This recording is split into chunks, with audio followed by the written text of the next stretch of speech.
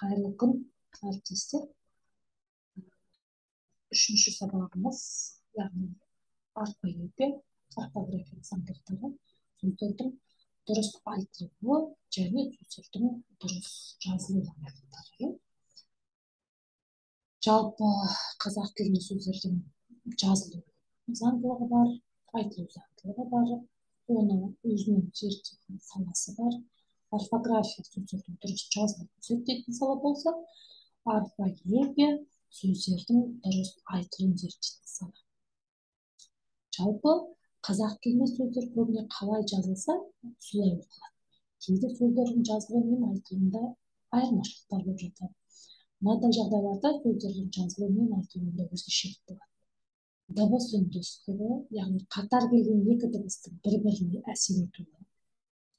Еріндік дауыстылардың өзінен кейін келген езулік дауыстыларға, яғни оның үнін ө және ү әріптерінің е әріптеріне әсер етуі.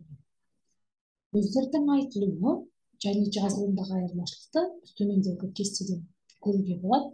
Яғни көзілдірік деп біз жазамыз. Айтқан кезде көзілдірік, яғни өзгешелік байқалып тұр.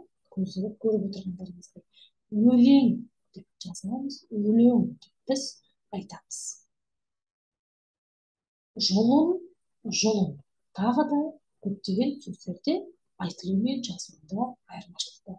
Бірақ біз жазған кезде міндетті түрде орфографиялық заңдылыққа сүйенеміз. Жалпы мынадай үш принцип бар. Жазған кезде біз осы үш принципке сүйенеміз. Бірінші, бұл фонетикалық принцип. Бұл жерде сөз бөлшектері қалай айтылса, солай жазылады. Бұл принцип негізінен сөздегі қосымшалардың жазылуында ескеріледі. Мысалы, адамдар. Қалай айтамыз, солай жазамыз. Яғни ешқандай өзгешелік жоқ. Айтылуда да, жазылуда да. Ағаштар, қартқа, терезеге деген сияқты тағы да басқа. Яғни бұны біз фонетикалық принцип деп айтамыз. Екінші принцип бұл дәстүрлі принцип дейміз.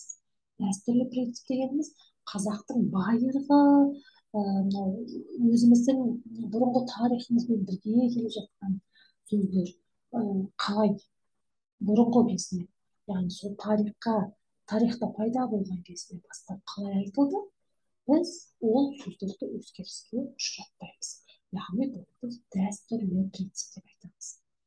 Мысалға, хайуанат, кейуана, миуа, пиуа, билбу, ботагөз деген секілді сөздерді біз сол қағидада Амангелді жаздым деген.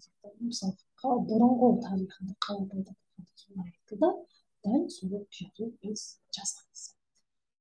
Үшінші принцип бұл морфологиялық принцип.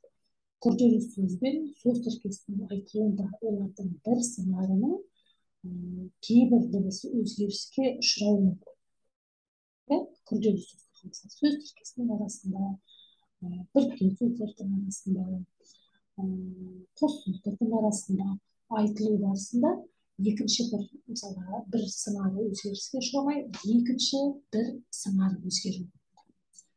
Бірақ бұл жазылуда морфологиялық принципке сай жазылады, яғни түбірлері сақталып жазылады. Мысалы, шекара, жер-көк біз айтамыз, жазған кезде осы морфологиялық принципке сүйенеміз. Жер, көк, яғни көк деген өз жеке түбір кезінде мағынасы бар ғой. Көк дегенде мысалға біз көк деп қолданамыз, көк деп жазамыз. Яғни айтылуында өзгешелік болғанмен, бұл түбір күйіндегі жазылудағы ерекшелігіне назар аударамыз. Қоян-қолтық деп біз айтамыз. Қоян-қолтық араласты. Ал жазған кезде қоян-қолтық, яғни қолтық деген бізде қазақ тілінде сөз жоқ қой. Яғни біз түбір күйінде бұл сөз қалай дұрыс болады, солай жазамыз. Осымен, құрметті әріптестер, біздің жалпы орфография, орфоэпия заңдылықтарын алдын алған сабағымыз осымен аяқталды. Дейін қойып